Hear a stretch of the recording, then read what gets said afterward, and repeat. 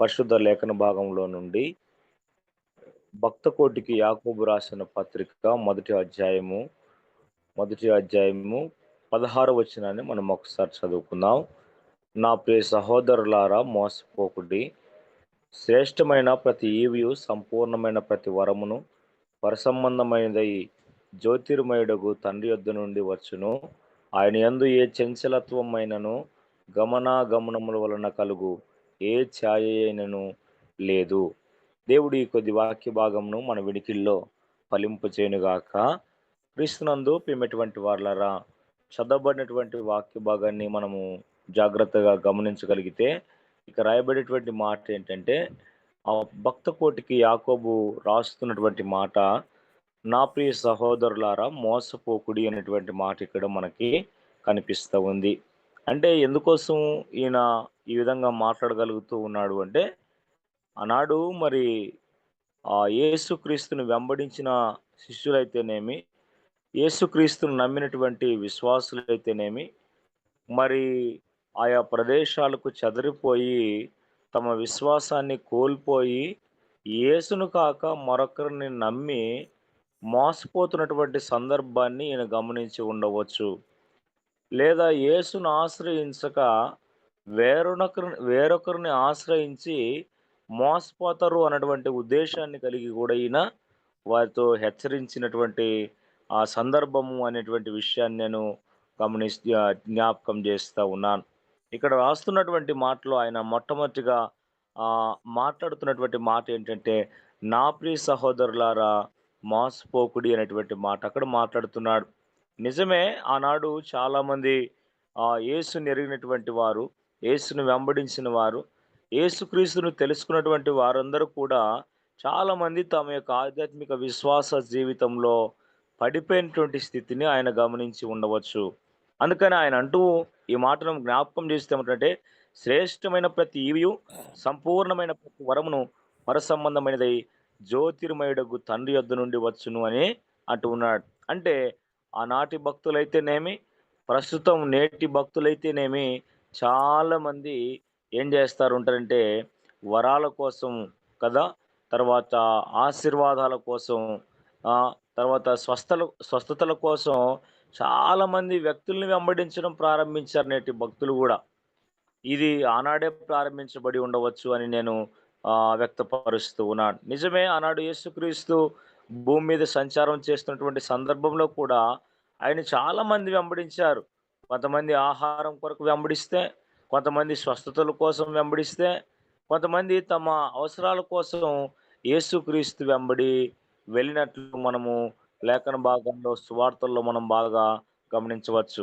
ఎందుకంటే యేసుక్రీస్తు శిలువకు అప్పగించిన తదనంతరం మరి ఏ ఒక్కరు కూడా ఆయన వెంబడించిన వారు ఆయన దగ్గర లేకపోవడం, శిష్యులు సైతం వదిలిపెట్టి వెళ్ళిపోవడం అనేటువంటి విషయాన్ని మనము గమనిస్తూ ఉన్నాం. అందుకనే భక్త కోటికి యాకోబు గారు రాస్తున్నటువంటి పత్రికలో మాట్లాడుతూ, నా ప్రియ సహోదరులారా మీరు మోసపోవద్దు అనేటువంటి విషయం ఇక్కడ జ్ఞాపకం చేస్తూ ఉన్నాడు. ఎందుకంటే ఆశీర్వాదాల వెంబడ, స్వస్థతల వెంబడ, దీవెనల వెంబడ, వరాల వెంబడబడేటువంటి విశ్వాసం క్రైస్తవ విశ్వాసంలో ఆనాడు ప్రబలినట్లు మనము ఈ లేఖన భాగాల ద్వారా గమనించవచ్చు. అందుకని ఆయన మాట్లాడుతూ ఏమంటున్నాడంటే, ప్రతి ఈవియు శ్రేష్టమైన ప్రతి ఈవి అంటే మంచిది అనేటువంటి ఏ ఈవి అయినా సరే, తర్వాత సంపూర్ణమైన ప్రతి వరం, సంపూర్ణమైన ఉత్తవరం కాదు, సంపూర్ణమైన ప్రతి వరము పరసంబంధమైనదై జ్యోతిర్మయుడగు తండ్రి యొద్ద నుంటే వస్తుందని ఆయన మాట్లాడుతూ ఉన్నాడు. మనం ఎవరి దగ్గరో వెతుకుతున్నాం, ఎవరినో ఆశ్రయిస్తున్నాం. అయితే బైబిల్లో భక్తుడైనటువంటి యాకోబు గారు మాట్లాడుతున్నటువంటి మాట ఏంటంటే, శ్రేష్టమైన ప్రతి ఈవి, సంపూర్ణమైనటువంటి ప్రతి వరము పరసంబంధమైనది దేవుని దగ్గర నుంచే వస్తుంది అనేటువంటి మాట జ్ఞాపకం చేస్తున్నాడు. అందుకనే ఆనాటి క్రైస్తవ సమాజాన్ని హెచ్చరిస్తూ ఈ మాటని ఆయన మాట్లాడినట్లు మనము గమనించగలుగుతాం. ఆయన మాట్లాడుతూ ఇదే యాకోబు పత్రిక మొదటి అధ్యాయము 22వ వచనంలో మాట్లాడుతున్నటువంటి మాట ఏంటంటే చూడండి, ఆయన మీరు వినువారు మాత్రమై ఉండి మిమ్మును మీరు మోసపరుచుకొనకుండా వాక్య ప్రకారము ప్రవర్తించువారై ఉండుడి అనేటువంటి మాట అక్కడ ఆయన రాస్తూ ఉన్నాడు. అంటే చాలామంది దేవుని వాక్యాన్ని వినేవారు మాత్రమే ఉంటారు. వారు వాక్యాన్ని గైకొనక, వాక్యాన్ని వెంబడించక, తమ జీవితాల్లో మార్పును కలిగి జీవించక వారు ఆ విధంగానే జీవిస్తారు అనేటువంటి విషయాన్ని కూడా ఆయన ఇక్కడ మాట్లాడుతూ ఉన్నాడు. మాట్లాడుతూ ఆయన ఏమంటంటే, మీరు వినువారు మాత్రమై ఉండి, అంటే వినేవారు మాత్రమే అయితే ఎవరైతారు వాళ్ళంటే, వాళ్ళని వల్ల మోసపుచ్చుకునే వారవుతారని ఆయన చెప్తూ ఉన్నాడు. మొట్టమొదటిగా ఆయన మాట్లాడుతున్నటువంటి మాట ఏంటంటే, మీరు నా ప్రియ సహోదరులారా మీరు మోసపోవద్దు అని మాట్లాడుతున్నాడు. రెండవదిగా గమనిస్తున్నట్లయితే ఆయన మిమ్మల్ని మీరు మోసం చేసుకోవద్దు అనేటువంటి మాట ఇక్కడ మాట్లాడుతున్నట్లు మనము గమనించగలుగుతూ ఉన్నాం. అందుకనే ఇదే మొదటి పేతురు మొదటి అధ్యాయము 26వ వచనంలో మనం గమనించగలిగితే ఆయన మాట్లాడుతూ మరొక మాట ఏమంటున్నాడంటే చూడండి. ఆహ్, ఎవడైనను నోటికి కళ్ళెము పెట్టుకొనక తన హృదయమును మోసపరుచుకొనుచు భక్తి గలవాడనని అనుకొనిన పక్షమున వాని భక్తి వ్యర్థమే అనేటువంటి మాట అక్కడ రాస్తూ ఉన్నాడు. ఈ మొదటి అధ్యాయంలో 3 సార్లు ఆయన మాట్లాడుతూ మోసాన్ని గురించి మాట్లాడుతున్నాడు. మొదటిగానేమో మీరు మోసపోవద్దండి అనేటువంటి విషయాన్ని మాట్లాడుతున్నాడు. రెండవసారేమో మీరు విని విడిచిపెట్టేవారైతే మిమ్మల్ని మీరు మోసం చేసుకునేవారు అనేటువంటి మాట ఉంది. తర్వాత ఏమంటంటే, ఎవడైతే తన నోటికి కళ్ళెం పెట్టుకొనక తన హృదయాన్ని మోసపరుచుకునేటువంటి భక్తి గలవాడని అనుకుంటే వాడు భక్తి వ్యర్థము అనేటువంటి మాట అక్కడ రాయబడ్డట్టు మనం చూస్తూ ఉంది. కాబట్టి క్రీస్తునందు ప్రియమైనటువంటి వారలారా, దేవుని వాక్యాన్ని ఎరిగినటువంటి వారిగా మనం ఎలా ఉన్నాం? మనం మోసపోకుండా ఉన్నామా? లేదా మనల్ని మనము మోసపరుచుకోకుండా ఉన్నామా? లేదా మన భక్తి వ్యర్థమైనటువంటిదిగా ఉందా? అనేటువంటి విషయాన్ని ఈ యొక్క వేకువజామునే మనము జ్ఞాపకం చేసుకోవాల్సినటువంటి అవసరత ఎంతైనా ఉంది అనేటువంటి విషయాన్ని నేను జ్ఞాపకం చేస్తూ ఉన్నా. నిజమే, ఈనాడు ఈ సర్వ ప్రపంచాన్ని మనం గమనించగలిగితే చాలామంది వ్యక్తులు మనుషుల్ని నమ్మి మోసపోయినటువంటి సందర్భాలు కోకొల్లలుగా మనకు కనపడతాయి. పేపర్‌లో మనం పొద్దున ఇప్పుడు లేచిందేమో పేపర్ అని తెలిస్తే పలానా వారు పలానా వాళ్ళని మోసం చేసిపోయినారు. ఆ మోసాన్ని తట్టుకోలేక మరణించినటువంటి సందర్భాలు చాలామంది మనము ఈ పేపర్‌లో చూస్తూ ఉన్నాం. భర్త భార్యని మోసం చేయడం, భార్య భర్తను మోసం చేయడం, తల్లిదండ్రులు పిల్లల్ని మోసం చేయడం, పిల్లలు తల్లిదండ్రులను మోసం చేయడం, స్నేహితులు ఇంకో స్నేహితుడిని మోసం చేయడం, ఇలా చాలా విషయాలు. మరి యవ్వనస్తులు అమ్మాయిలు అబ్బాయిల చేతిలో మోసపోవడం, అబ్బాయిలు అమ్మాయిల చేతిలో మాత్రమే గాకుండా, మరి అమ్మాయిలు సైతము అబ్బాయిల చేతిలో మోసపోవడం అనేటువంటి విషయాన్ని మనం చాలా విషయాలే లోకంలో గమనిస్తూ ఉన్నాం. అందుకనే భక్త కోటికి యాకోబు రాస్తూ, మీరు మోసపోవద్దండి. ఏదైనా మనకి వచ్చేటువంటి ప్రతి మరి ప్రతి వరము, ప్రతి ఆశీర్వాదము ఎవరో వ్యక్తుల నుంచో మనకొస్తదని ఆశపడొద్దండి. అది దేవుని దగ్గర నుంచే వస్తుందని నమ్మండి అనేటువంటి విషయాన్ని జ్ఞాపకం చేస్తూ ఉన్నాడు. ఆయన ఆ విధంగా జ్ఞాపకం చేస్తూ ఏమంటున్నాడంటే, మీరు ఈ వాక్యాన్ని వినేవారుగా మాత్రమే ఉండి విడిచిపెట్టగలిగితే మీరు మిమ్మల్ని మీరు మోసం చేసుకునేవారవుతారనేటువంటి విషయాన్ని జ్ఞాపకం చేస్తూ ఉన్నాడు. వాక్యాన్ని చాలామందే వింటారు.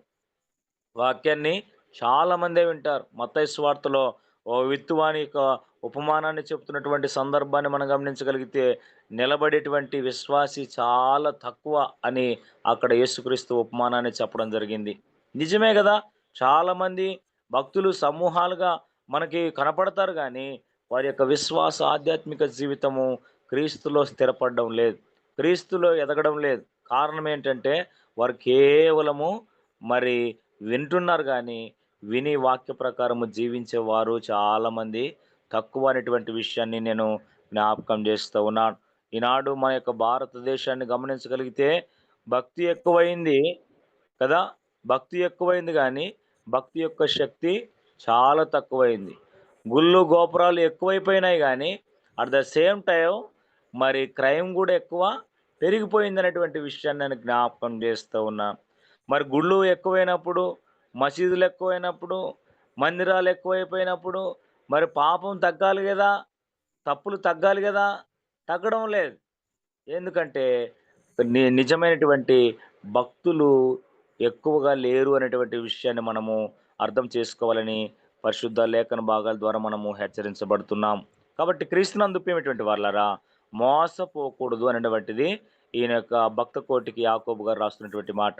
అయితే ఇంకా ఏ విషయాల్లో మనం మోసపోకూడదు అనేటువంటి విషయాన్ని రాస్తున్నటువంటి పరిస్థితిని మనం చూస్తే, మొదటి కొరింథీయులకు రాసిన పత్రిక 15వ అధ్యాయం 33వ వచనంలో ఒక మాట రాయబడింది. అక్కడ ఏమని రాయబడిందంటే, మోసపోకుడి, దుష్ట సాంగత్యము మంచి నడవడిని చెరుపును అనేటువంటి మాట రాయబడింది. కాబట్టి క్రీస్తునందు ప్రియమైనటువంటి వారలారా, మనం రెండవదిగా గమనించగలిగితే, మోసపోకుడి, దుష్ట సాంగత్యము మంచి నడవడిని చెడుపునని ఇక రాస్తూ ఉన్నాడు. నిజమే. మరి ఈ యొక్క లోకపు నానుడి ఒక సామెత ఏముందంటే, వారితో సహవాసం చేస్తే 6 నెలలు వారు వీరవుతారు, వీరు వారవుతారు అనేటువంటి సామెత ఈ లోకంలో మనం వాడుతూ ఉంటాం. అట్ ద సేమ్ టైమ్ మనం ఎలాంటి వారో చెప్పాలంటే, మన స్నేహితులు ఎలాంటి వారో అయితే చెప్పొచ్చంట. మన స్నేహితులు ఎలాంటి వారో అయితే, అలాంటి వారం మనం అవుతాము అనేటువంటి ఉద్దేశాన్ని మనము జ్ఞాపకం జేసుకోవాలి. కాబట్టి ఇక్కడ రాస్తున్నటువంటి మాట ఏంటంటే, దుష్ట సాంగత్యము మంచి నడవడిని చెడుపుతుంది అని ఇక్కడ రాస్తూ ఉన్నాడు. నిజమే. క్రీస్తునందు ప్రియమైనటువంటి వారలారా, ఈ ఉదయకాలం వేళ మనం ఎలాంటి వారితో సహవాసం చేస్తూ ఉన్నాం? మనము ఎవరితో సహవాసం చేస్తూ ఉన్నాం? యేసుతో మన సహవాసం ఉందా? మందిరంతో మన సహవాసం ఉందా? మంచి వారితో మన సహవాసం ఉందా?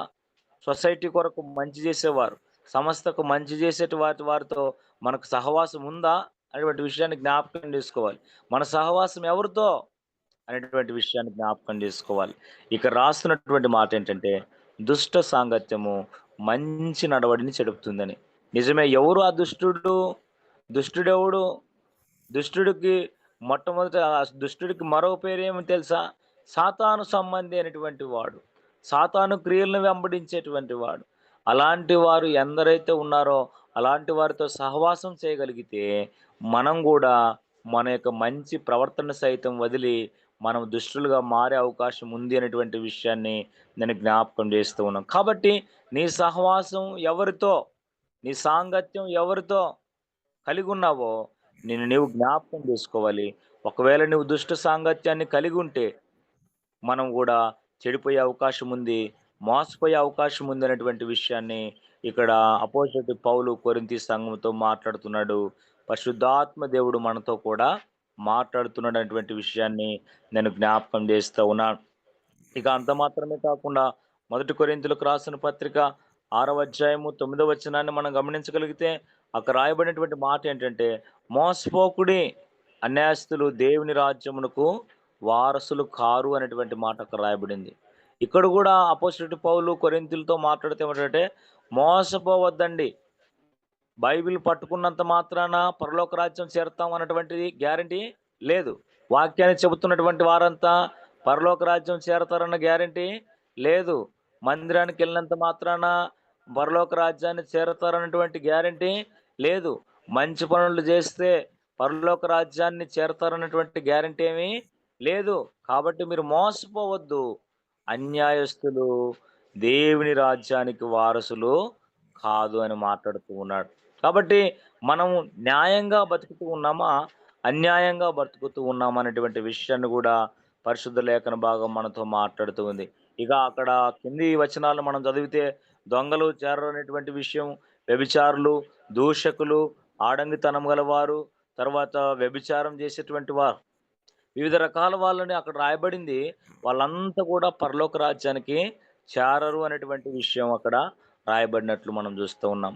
అబద్ధమాడేటువంటి వారు కూడా పరలోక రాజ్యం చేరరని అక్కడ మనము గమనించగలుగుతాం. కాబట్టి క్రీస్తునందు ప్రియమైనటువంటి వాళ్ళారా, ఈ ఉదయకాలం వేళ మనం మోసపోయేటువంటి గుంపులో ఉన్నామేమో మనల్ని మనం పరిశీలించుకోవాలి. కాబట్టి మనము ఏ వ్యక్తిని వెంబడించకూడదు. ఆ వ్యక్తి ద్వారా మనకేదో వరం వస్తదనో, స్వస్థత వస్తదనో, లేకుంటే ఆశీర్వాదం వస్తదనో, చాలామంది నేడు వేలు వేలు డొనేషన్‌లు ఇస్తారు తెలుసా చాలామంది. ఆ! ఆన్‌లైన్‌లో ప్రేయర్‌కి డబ్బులు ఇచ్చేటువంటి వాళ్ళు చాలామంది ఎక్కువైపోయినారు భక్తులు. స్థానిక సంఘాలకు ఇవ్వలేరు గానీ, చాలామంది మరి చాలా చోట్ల ఏం చేస్తారంటే, వాళ్ళ దశమ భాగాలు సైతము స్థానిక సంఘాభివృద్ధికి ఉపయోగపడక వారు ఎక్కడెక్కడో డొనేషన్ చేస్తూ ఉంటారు. ఎవరెవరికో ఇస్తూ ఉంటారు కదా! వేలు వేలు మరి టీవీలు ప్రోగ్రామ్‌కి స్పాన్సర్‌లు చేస్తూ ఉంటారు. అయితే బైబిల్ చెబుతున్నటువంటి మాట ఏంటంటే, మీరు మోసపోవద్దు. ఏ ఆశీర్వాదమైనా దేవుని దగ్గర నుంచి వస్తుంది. వ్యక్తి దగ్గర నుంచి కాదనేటువంటి విషయాన్ని జ్ఞాపకం చేసుకోవాలని ఆ యొక్క భక్తుడు రాస్తూ ఉన్నాడు. నిజంగా ఆనాడే అట్లాంటి వారు ఉన్నారేమో! ఈనాడు ఇంకా ఎక్కువ. అందుకని ఆయన హెచ్చరించాడు అనేటువంటి విషయాన్ని నేను జ్ఞాపకం చేస్తూ ఉన్నా. రెండవదిగా మోసపోకుడి దుష్ట సాంగత్యము మంచి నడవడిని చెడుపుతుందనేటువంటి విషయాన్ని జ్ఞాపకం చేస్తూ ఉన్నాడు అపోస్తలుడైనటువంటి పౌలు. మరొక చోట రాస్తూ ఆయన మోసపోకుడి అన్యాయస్తులు దేవుని రాజ్యానికి వారసులు కారు అని మాట్లాడుతూ ఉన్నాడు. కాబట్టి మనం ఎలా బతుకుతున్నాం అనేటువంటిది కూడా దేవునికి మరి ప్రాముఖ్యమైనటువంటి విషయంగా మనం భావించాలి. కదా! మనం వాక్యాన్ని చదువుతున్నాం. వాక్యాన్ని ప్రకటిస్తూ ఉన్నాం. ప్రార్థన జీవితాన్ని కలిగి ఉన్నాం. విశ్వాసిగా మన యొక్క భక్తి జీవితాన్ని కొనసాగిస్తూ ఉన్నాం. అయితే మనం న్యాయబద్ధమైనటువంటి ఆలోచన విధానాన్ని అవలంబిస్తూ ఉన్నామా? ఆచరిస్తూ ఉన్నామా? అనేటువంటి విషయాన్ని దేవుడు పరిగణలోకి తీసుకుంటాడనేటువంటి విషయాన్ని నేను జ్ఞాపకం చేస్తూ ఉన్నా. కాబట్టి అన్యాయస్తులు దేవుని రాజ్యానికి వారసులు కాదని తెలుసుకోండి. ఒకవేళ అన్యాయం చేసినా దేవుని రాజ్యాన్ని చేరతాం అనుకునేటువంటి వాళ్ళు ఉంటే, వాళ్ళు మోసపోయినటువంటి వారు. అందుకనే మోసపోవద్దండి అని ఆయన భక్త కోటికి రాస్తున్నట్లు మనము చూస్తూ ఉన్నాం. అంత మాత్రమే గాకుండా గలతీయులకు రాసిన పత్రిక 6వ అధ్యాయం 7వ వచనాన్ని మనం గమనించగలిగితే అక్కడ ఒక మాట రాయబడింది. ఏంటంటే, మోసపోకుడి దేవుడు వెక్కిరించబడుడు అనేటువంటి మాట అక్కడ రాయబడింది. చాలామంది యేసుక్రీస్తుని వెంబడిస్తున్నటువంటి మన జీవితాల్లో చాలామంది మనల్ని ఏం చేస్తారంటే వెక్కిరింతల పాలు చేస్తారు. మనల్ని చూస్తే కామెంట్ చేసేటువంటి వాళ్ళెక్కువ కదా! ఈ మధ్య కాలంలో క్రైస్తవుల్ని చాలామంది అనేటువంటి మాట ఏంటి తెలుసా? రైస్ బ్యాగులని అని అని సంబోధిస్తారు. ఇంగా చాలా మంది ఏమంటారో తెలుసా? గొర్రెలంటారు చాలామంది కదా! కారణం ఏంటంటే, మనమంటే అంత అవహేళన చేసేటువంటి వారుగా సొసైటీలో ఉన్నారనేటువంటి విషయాన్ని నేను జ్ఞాపకం చేస్తూ ఉన్నా. కానీ బైబిల్ చెబుతున్నటువంటి మాట ఏంటంటే, మనకి పరిశుద్ధ లేఖన భాగాల్లో గలతీయులకు రాసిన పత్రిక 6వ అధ్యాయం 7వ వచనంలో మోసపోవద్దు. దేవుడు వెక్కిరించబడడు అనేటువంటి మాట. ఒకవేళ మనమల్ని కామెంట్ చేస్తే చేయనివ్వండి. కాదు అని మనం అనలేము గానీ, అయితే దేవుడు వెక్కిరించబడేటువంటి వాడు కాదు మన దేవుడు అనేటువంటి విషయాన్ని నేను జ్ఞాపకం చేస్తూ ఉన్నా. కాబట్టి క్రీస్తునందు ప్రియమైనటువంటి వారలారా, మనుషుడు ఏమి విత్తుతాడో దాన్ని ఖచ్చితంగా కోస్తాడు అనేటువంటి విషయం సర్వసత్యం అనేటువంటిది నేను జ్ఞాపకం చేస్తూ ఉన్నాను. సూర్యుడు తూర్పున ఉదయిచ్చి మరి పరమటన అస్తమిస్తాడన్నది ఎంత వాస్తవమో మోసం చేసేవాడు మోసపోక తప్పదనేటువంటి విషయాన్ని మాత్రం నేను జ్ఞాపకం చేస్తూ ఉన్నా. కదా! వెక్కిరించేవాడు వెక్కిరింతల పాలు కాక తప్పదు అనేటువంటి విషయాన్ని నేను జ్ఞాపకం చేస్తూ ఉన్నాను. కాబట్టి ఇక్కడ దేవుడు వెక్కిరించబడడు అనేటువంటి విషయాన్ని నేను జ్ఞాపకం చేస్తూ ఉన్నాను. పాత నిబంధన గ్రంథంలో మరి అక్కడ ఒక మాట రాయబడింది. మనము చూసినట్లయితే హిజ్కియా చేత మీరు మోసపోకుడి అని అక్కడ మరి ఆహ్, అక్కడ ఒక రాజు యొక్క భటుడు చెప్పినట్లు మనం అక్కడ గమనించగలుగుతున్నాం పాత నిబంధన గ్రంథంలో. ఎందుకంటే మిమ్మల్ని యెహోవా కూడా మిమ్మల్ని ఇడిపించలేడు. హిజ్కియాని ఎందుకు వెంబడిస్తారు?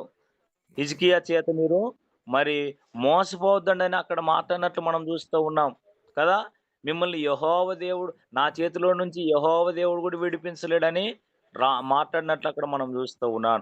కాబట్టి క్రీస్తునందు ప్రియమైనటువంటి వారలారా, మనం ఈ యొక్క ఉదయకాలం వేళ తెలుసుకోవాల్సిందేందంటే, దేవుడు వెక్కిరించబడేవాడు కాదు అనేటువంటి విషయాన్ని నేను జ్ఞాపకం చేస్తూ ఉన్నా. ఇక యెరెమీయా గ్రంథము 29వ అధ్యాయము 8వ వచనంలో మనం గమనించగలిగితే అక్కడ ఒక మాట రాయబడింది.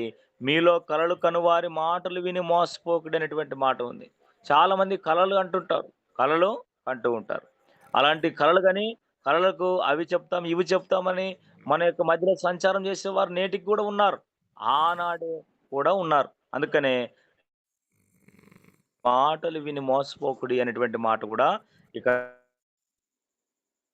కాబట్టి క్రీస్తునందు ప్రియమైనటువంటి వాళ్ళు అటువంటి దేవుణ్ణి విశ్వసిస్తున్నటువంటి అనేకులు మనుషులను ఆశ్రయిస్తూ మా ఇంట్లో ఇది జరిగింది, మా ఇంట్లో ఇది జరిగింది. లేకుంటే నాకిలా జరిగింది. నేను ఎలా బయటపడాలని చాలామంది వ్యక్తుల్ని, పూజారుల్ని కదా! హిందూ సమాజానికి సంబంధించినటువంటి చాలామంది వ్యక్తుల్ని, గురీజుల్ని వెంబడించేటువంటి వారు క్రైస్తవ సమాజంలో కూడా నేటికి ఉన్నారనేటువంటి విషయాన్ని నేను జ్ఞాపకం చేస్తూ ఉన్నా. కాబట్టి క్రీస్తునందు ప్రియమైనటువంటి వారలారా, మనలో కూడా కలలు కనే వారి మాటలు విని మోసపోకుండా ఉండాలని దేవుని యొక్క ఉద్దేశ్యం అనేటువంటి విషయాన్ని నేను జ్ఞాపకం చేస్తూ ఉన్నాను. అంత మాత్రమే కాకుండా ఎఫెసీయులకు రాసిన పత్రిక 5వ అధ్యాయం 6వ వచనాన్ని మనం గమనించగలిగితే అక్కడ రాయబడినటువంటి మాట ఏంటంటే, వ్యర్థమైన మాటల వలన ఎవడును మోసపరచనీయకుడైనటువంటి మాట రాయబడింది. కాబట్టి చాలామంది మాటలు చెప్తేనే నమ్ముతూ ఉంటారు కదా! కొంతమంది మాటలు చెప్తే చాలా బాగా చెప్పిండాయన. మేము ఆయనని నమ్మితిమి. ఆ తర్వాత మోసపోయితే గాని వాళ్ళకి తెలీదు. కాబట్టి క్రీస్తునందు ప్రియమైనటువంటి వాళ్ళారా, వ్యర్థమైన మాటల వలన మనల్ని ఎవడు కూడా మోసం చేయకుండా మనల్ని మనము కాపాడుకోవాల్సినటువంటి అవసరత ఎంతైనా ఉంది అనేటువంటి విషయాన్ని నేను జ్ఞాపకం చేస్తూ ఉన్నాను. కొలస్సీలకు రాసిన పత్రిక 2వ అధ్యాయం 4వ వచనంలో రాయబడినటువంటి మాట ఏంటంటే, చక్కని మాటల చేత ఎవరునూ మిమ్మును మోసపరచనీయకుడి అనేటువంటి మాట అక్కడ రాయబడింది. ఎవరును మిమ్మును మోసపరచనీయకుడి. మాటల చేత కూడా మోసాలు జరుగుతాయనేటువంటి విషయాన్ని నేను జ్ఞాపకం చేస్తూ ఉన్నాను. ఈ మొబైల్ ద్వారా చాలా మోసాలే జరుగుతున్నాయి. ఆన్‌లైన్ గేమింగ్ ద్వారా, ఆన్‌లైన్ బెట్టింగ్ ద్వారా, ఆన్‌లైన్‌లో మాట్లాడడం ద్వారా కదా! చాలామంది మోసపోయేంత వరకు తెలీదు వాళ్ళకి. అయితే వాళ్ళు వాటిని వెంబడిస్తూ ఉన్నారు. అయితే ఈ ఉదయకాలం వేళ దేవుడు మాట్లాడుతున్న మాటేంటంటే, నీవు మోసపోకూడదు అనేటువంటి విషయాన్ని మాట్లాడుతూ ఉన్నాడు. నీవు మోసపోకూడదన్నది దేవుని యొక్క ఉద్దేశ్యం. కాబట్టి దుష్ట సాంగత్యము మోసం చేస్తుందనేటువంటి విషయాన్ని జ్ఞాపకం చేస్తూ ఉన్నాడు. ఆశీర్వాదాలు ఎవరి దగ్గరో వస్తాయని వెంబడించకండి. వారి ద్వారా మోసపోవద్దండని మాట్లాడుతూ ఉన్నాడు. మోసపోవద్దండి. అన్యాయస్తులు దేవుని రాజ్యాన్ని చేరరని మాట్లాడుతున్నాడు. మోసపోకండి. దేవుడు వెక్కిరించబడేవాడు కాదు కాబట్టి దేవుని వెంబడించండి. మనుషుల్ని కాదనేటువంటి విషయాన్ని జ్ఞాపకం చేస్తూ ఉన్నాడు. మోసపోకండి. మీ కలల్ని చెప్పి కలలు కని కలలు కలలకి అవి ఇవి చెబుతా ఉన్నటువంటి వారిని నమ్మి మోసపోవద్దండి అని చెప్తూ ఉన్నాడు. అంత మాత్రమే కాకుండా వ్యర్థమైనటువంటి మాటలను చెప్పేటువంటి వారిని నమ్మి మీరు మోసపోవద్దని చెప్తూ ఉన్నాడు. చక్కని మాటల ద్వారా ఎవరైనా మిమ్మల్ని మోసపరుస్తారేమో జాగ్రత్తగా ఉండనటువంటి విషయాన్ని ఆయన జ్ఞాపకం చేస్తూ ఉన్నాడు. ఎందుకు ఇన్ని సార్లు ఈ విధంగా మాట్లాడుతూ ఉన్నానంటే, మోసం ఆదిలోనే ప్రారంభించబడింది. మోసము ఆదిలోనే ప్రారంభించబడింది. ఆదికాండంలో చూసినట్లయితే మనము మరి ఆదికాండము 3వ అధ్యాయంలో మనం గమనించగలిగితే అక్కడ చూసినట్లయితే ఆదికాండం 3వ అధ్యాయంలో మరి మనం చూసినట్లయితే అక్కడ అవ్వ ఉంది. అవ్వని దేవుడు ప్రశ్నించినప్పుడు అవ్వ చెబుతున్నటువంటి మాట ఏం తెలుసా? అవ్వ ఏమని చెప్తుందంటే 3వ అధ్యాయము 13వ వచనంలో చూసినట్లయితే, అప్పుడు దేవుడైన యెహోవా స్త్రీని చూచి, నీవు చేసినది ఏమిటని అడుగగా, స్త్రీ సర్పము నన్ను మోసపుచ్చినందున తింటిననెను అని ఆయన అక్కడ మాట్లాడినట్టు మనం చూస్తూ ఉన్నాం. అవ్వమ్మ మాట్లాడుతూ ఉంది. ఏంటి అని. మరి దేవుడు యథావిధిగా ఎప్పటిలాగానే ఏదెను తోటలో పలకరించడానికి వచ్చాడు. వస్తే ఆదామవ్వలు వాళ్ళ యొక్క దేహం కనపడుతూ ఉంది. వాళ్ళకి సిగ్గనిపిస్తూ ఉంది. వాళ్ళు చెట్ల మొదల్లో దాక్కొని ఉన్నారు. దాక్కొని ఉన్నప్పుడు అప్పుడు మాట్లాడినటువంటి మాట ఏంటంటే ఎదుటికి రాకుండా దాక్కున్నప్పుడు దేవుడైనటువంటి యెహోవా ఆదామును పిలిచి, "నీవెక్కడున్నావు?" అని అడిగినప్పుడు అతడన్నాడు ఏమనంటే, "నేను తోటలో నీ స్వరం విన్నప్పుడు దిగంబరిగా నుంటిని కనుక భయపడి దాగుకొంటిని" అని అన్నాడు. అన్నప్పుడు ఎందుకు అనేటువంటి విషయాన్ని అందుకాయన, "నీవు దిగంబరివని నీకెట్లా తెలుసు? నీకు తెలిపిన వాడెవడు? నీవు తినకూడదని నేను నీకు ఆజ్ఞాపించిన వృక్ష ఫలములు తిన్నావా?" అని అడిగినాడు. అడిగినప్పుడు అందుకు ఆదాము చెప్పిన మాటేంటంటే, "నాతో ఉండుటకు నీవు నాకిచ్చిన ఈ స్త్రీ ఆ వృక్ష ఫలములు కొని నాకియ్యగా నేను తింటిని" అని ఆయన చెప్పినాడు. కాబట్టి క్రీస్తునందు ప్రియమైనటువంటి వారలారా, ఈనాడు నేటి సమాజంలో మరి ఇక్కడ చూస్తున్నటువంటి మాటలను బట్టి మనం ఏమర్థం చేసుకోవాలంటే, యజమానుడిగా ఉండవలసినటువంటి ఆదాము మరి అవ్వమ్మ తెచ్చిస్తేనే తిని ఊగ్గొచ్చినటువంటి పరిస్థితి అక్కడ మనం చూడాలి. కాబట్టి ఈనాటి సమాజంలో కూడా మరి స్త్రీలు మరి పోషణ చేసేటువంటి ఆరోగ్యాలు బాగోలేకపోతే సరే పురుషులకి. పురుషులు బాగా ఉండి చాలామంది భార్యలు తెచ్చి మనకి సంపాదిస్తే మనం తిని బతకడం ద్వారా ఏం చేయబడతామంటే మనం కూడా ఒకరోజు మోసపోతాం అనేటువంటి విషయాన్ని నేను జ్ఞాపకం చేస్తూ ఉన్నాను. అక్కడ మాట్లాడుతున్నటువంటి మాట ఆయన ఏమన్నాడో తెలుసా? "నీవు నాకిచ్చినటువంటి ఈ స్త్రీ తెచ్చి నాకిచ్చింది నేను తిన్నానని" ఆయన అన్నాడు.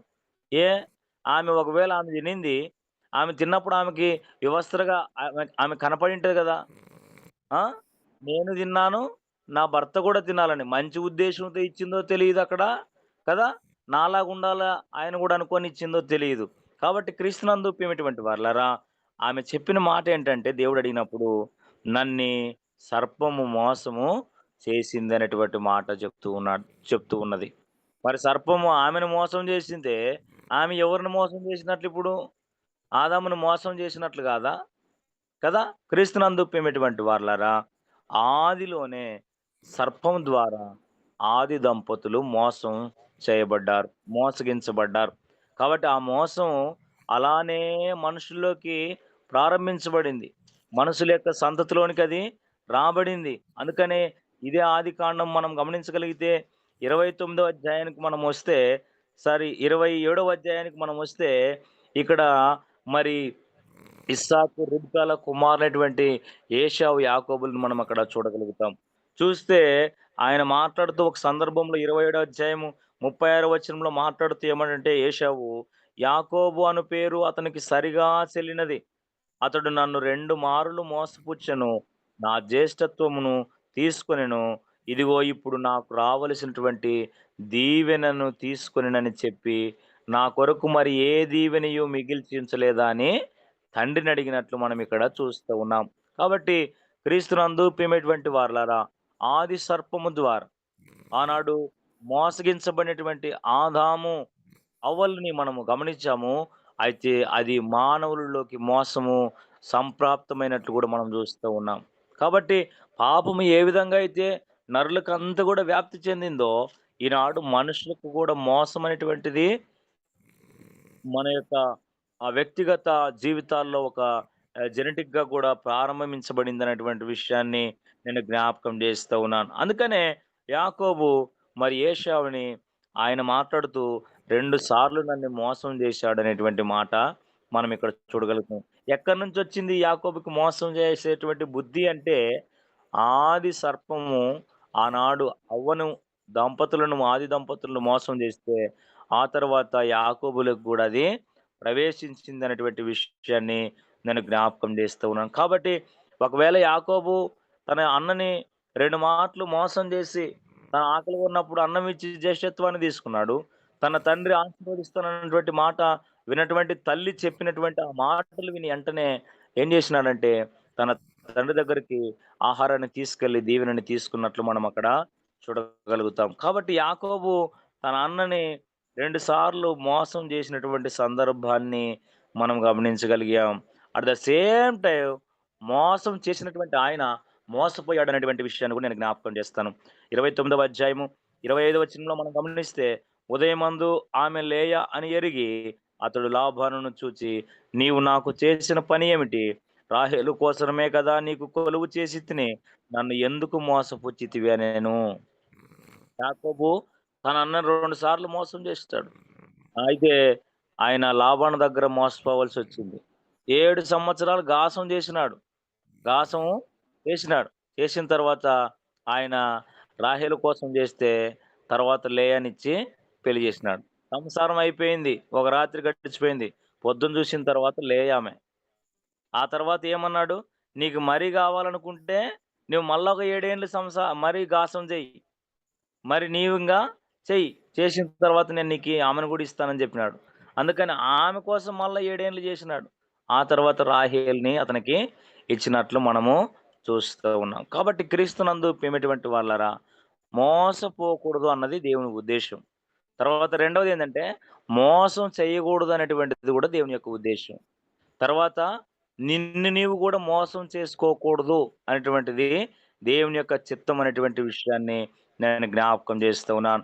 మోసం చేసిన వాడు ఖచ్చితంగా మోసపోతాడనేటువంటి విషయాన్ని కూడా మనము దీన్ని బట్టి అర్థం చేసుకోవాలని నేను జ్ఞాపకం చేస్తూ ఉన్నాను. అందుకనే ఈయన మోసపోయినట్లు లాబాను చేతిలో మనము చూస్తూ ఉన్నాం యాకోబు గారిని. అంత మాత్రమే గాదు. ఆయన 2 సార్లు మోసపోవడమే గాదు. మళ్ళా చూడండి మనం 31వ అధ్యాయము చూసినట్లయితే 7వ వచనంలో, "మీ తండ్రి నన్ను మోసపుచ్చి 10 మార్లు నా జీతము మార్చెను" అనేటువంటి మాట ఇక్కడ రాయబడింది. ఇంగా యాకోబు అక్కడ 2 సార్లు ఏడేడు 14 ఏండ్లు గాసం చేసినాడు. ఆ తర్వాత జీతం విషయంలో 10 సార్లు మోసము ఆయన పోయాడనేటువంటి విషయాన్ని గూడా ఇక్కడ మనము చూస్తూ ఉన్నాం. కాబట్టి క్రీస్తునందు ప్రియమైనటువంటి వాళ్ళరా, మోసం జేస్తే మనం మోసపోతాం. అది రెట్టింపు గాదు. ఆయన 6 అంతలు లేదా 5 అంతలు మోసపోయినట్లు మనం ఇక్కడ చూడగలుగుతున్నాం. తన అన్నను 2 సార్లు మోసం జేస్తే, ఈయన 12 సార్లు మోసపోయినాడు. 12 సార్లు మోసపోయినట్లు గదా! ఇక్కడ 10 సార్లు జీతం కోసం, ఒకసారి లేయ కోసం, ఒకసారి రాహేలు కోసం మోసం జేసి పని జేపించుకున్నాడు కదా! లాభాన్ని. కాబట్టి క్రీస్తునందు ప్రియమైనటువంటి వాళ్ళారా, ఈ ఉదయకాలం వేళ మనం మోసపోకూడదు, మోసం చేయకూడదు. మనల్ని మనం గూడా మోసం చేసుకోకూడదని దేవుడు మనతో మాట్లాడుతూ ఉన్నాడు. ఈ యొక్క యాకోబు ఏం సన్నోడు గాదు. మళ్ళా ఆయన ఏం జేసినాడో తెలుసా? ఇక అన్నీ సంపాదించుకున్నాడు. భార్యల్ని, పిల్లల్ని, మందల్ని సంపాదించుకొని ఏం జేసినాడో తెలుసా? చెప్పకుండా పారిపోదాం అనుకోని ఎళ్ళిపోయినాడు. ఆ మాట ఆ మాట ఈ యొక్క లాబానుకు తెలిసింది. ఆ 20వ వచనంలో మనం 31, 20లో చూస్తే మనం అక్కడ చూడొచ్చు. అక్కడ ఎళ్ళిపోతూ ఉన్నప్పుడు తెలియకుండా పోవుట అతన్ని మోసపుచ్చిన వాడాయనని అక్కడ రాయబడింది. లాబానుకు తెలియకుండా పోతున్నాడు. ఇన్ని దినాలు ఆశ్రయం ఇచ్చినాడు. తర్వాత భార్యలని ఇచ్చినాడు. పిల్లలు వచ్చినారు. మరి మందలొచ్చినాయి. అయితే ఆయనకి చెప్పకుండా ఎళ్ళిపోతూ ఉన్నాడు. అట్లా పోతే ఏమన్నా అర్థం? ఆయన అతన్ని మోసం చేసిన వాడే గదా! అందుకనే లాబాను ఏమంటాడంటే, యాకోబుని చూచి "నీవేం చేసితివి? నన్ను మోసపుచ్చి కత్తితో చెరపట్టబడిన వాని వలె నా కుమార్తెలను కొనిపోవనేలా? నీవు నాకు చెప్పక రహస్యంగా పారిపోయి నన్ను మోసపుచ్చితివేలా" అని అక్కడ ఆయన మాట్లాడుతున్నట్లు గూడా మనము గమనించవచ్చు. కాబట్టి క్రీస్తునందు ప్రియమైనటువంటి క్రైస్తవ సమాజమా, సంఘమా, ఈ యొక్క ఉదయకాలం వేళ దేవుడు మనతో మాట్లాడుతున్నటువంటి మాట 3 విషయాలు. ఒకటి, మోసపోవద్దు అనేటువంటిది. రెండవది, మోసం చేయొద్దు అనేటువంటిది. మూడవది, నిన్ను నీవు సైతము మోసము చేసుకోవద్దు అనేటువంటి విషయాన్ని దేవుడు మనతో మాట్లాడేవాడు. కాబట్టి మనం క్రైస్తవ విశ్వాస జీవితాన్ని కలిగినటువంటి వారుగా, ఈ విషయాలు చాలా జాగ్రత్త కలిగి, మనం ఇలాంటి వారుగా ఉండకుండా, మనము మోసం చేసేవారుగా ఉండకుండా, మోసపోకుండా ఉండకుండా, దేవుడు ఈ హెచ్చరికలను మనతో మాట్లాడాడని గ్రహించి, మన జీవితంలో చాలా చాకచక్యంగా కదా! మనం ఎలా ఉండాలంటే, పాము వలె వివేకం కలిగి, పావురం వలె పరిశుద్ధత కలిగి మనము జీవించేవారుగా ఈ యొక్క సొసైటీలో మనం ఉండాలని దేవుడు ఆశపడుతూ ఉన్నాడు. అట్టి కృప మనకును సకల పరిశుద్ధులకు దేవుడు అనుగ్రహించి, తన కృపనిచ్చి సహాయం చేసి నడిపించునుగాక. ఆమేన్.